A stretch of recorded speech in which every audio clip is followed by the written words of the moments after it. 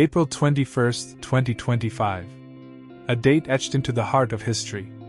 The sun rose over Vatican City as it had done for centuries, but the world was about to change forever.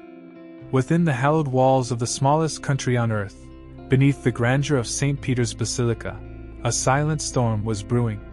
The spiritual father to over 1 billion souls was nearing the end of his earthly journey.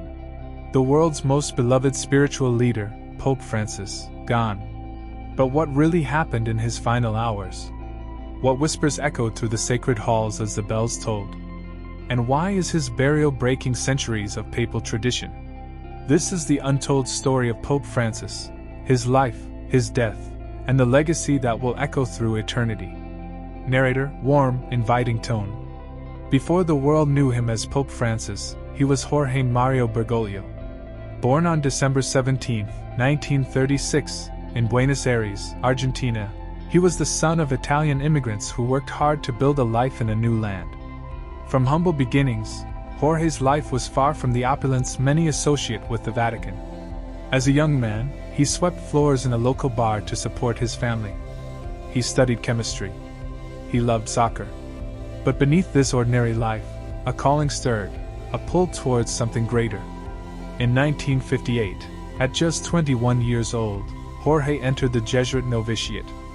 The Jesuits, known for their commitment to education, social justice, and missionary work, became the framework upon which his faith would be built. He was ordained as a priest in 1969 and rose through the ranks.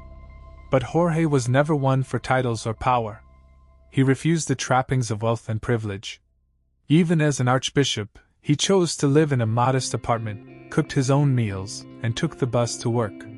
His life was about simplicity, about service. On March 13, 2013, the world watched as white smoke billowed from the Sistine Chapel. The Catholic Church, shaken by scandals and searching for new direction, had elected its new pope, Jorge Mario Bergoglio. He chose the name Francis, after Saint Francis of Assisi, the saint known for his love of the poor, of animals, and of the earth itself. A name no pope had ever taken before. From his first moments as pope, he broke tradition. Instead of standing above the crowds on a grand platform, he humbly bowed his head and asked the world to pray for him. It was a moment that signaled a new era. Pope Francis would become known as the People's Pope. A pope who washed the feet of prisoners, who embraced refugees, who spoke out against greed, inequality, and climate change, who challenged the church itself to become more compassionate, more open. But with such courage came controversy. Pope Francis didn't just preach from the pulpit, he stirred the waters. He called on world leaders to confront poverty, to protect the planet, to open their arms to migrants and refugees. In 2015, he released Laudato Si, a groundbreaking encyclical on climate change and environmental stewardship. He called the earth our common home, and urged humanity to care for it. This was more than religious rhetoric, it was a global call to action. But not everyone agreed. Traditionalists within the church felt threatened by his progressive stance. Conservatives in politics saw him as meddling in affairs beyond religion. When he spoke out about capitalism's failures, many bristled. When he welcomed LGBTQ+ individuals with words of compassion, headlines flared. Some labeled him a radical. Others called him a reformer. But through it all, Pope Francis remained steadfast. He wasn't here to maintain the status quo. He was here to change the world. As the years passed, the weight of the papacy, and the world's expectations, took a toll on Pope Francis. His health, always a quiet concern, became more visible. A bad knee, difficulty walking, struggles with breathing. Whispers began to circulate.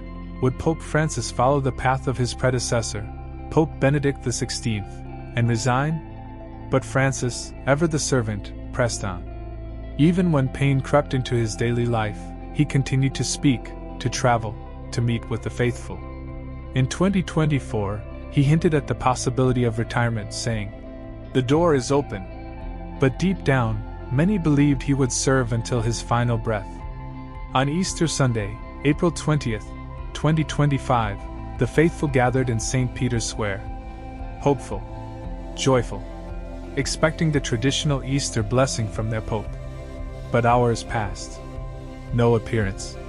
The crowd grew restless, concerned.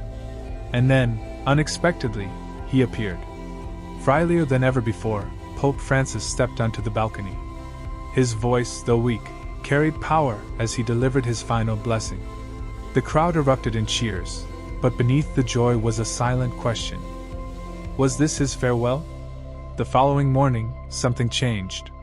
In the early hours of April 21st, Pope Francis showed signs of illness. Fatigue gripped him. His breathing slowed. The Vatican confirmed later that day, a cerebral stroke had struck, sudden and devastating. He slipped into a coma, his body succumbing to cardiocirculatory collapse. At 6:34 a.m. Vatican time, surrounded by his closest aides, Pope Francis passed away peacefully in his residence at Domus Sancti Marthi. There were no crowds, no cameras, only silence. But even in death, Pope Francis had one final surprise. Unlike his predecessors, who lay beneath the grandness of St. Peter's Basilica, Francis had made a different request. He wanted to be buried at the Basilica of Santa Maria Maggiore, a simpler, more humble resting place. A place where he had often prayed, where he felt closest to Mary, the Mother of Christ. It was a decision that broke centuries of tradition. Why? Because for Pope Francis, it was never about power. It was never about grandeur. It was about humility. As news of his passing spread, the world stood still. In Buenos Aires, crowds gathered in silent prayer. In Rome, the bells of every church rang out in mourning. From presidents to peasants, from kings to refugees, tributes poured in. U.S. President Donald Trump, former President Barack Obama, leaders from Argentina, Brazil, Mexico, and beyond, all paid tribute, not just to the Pope, but to the man.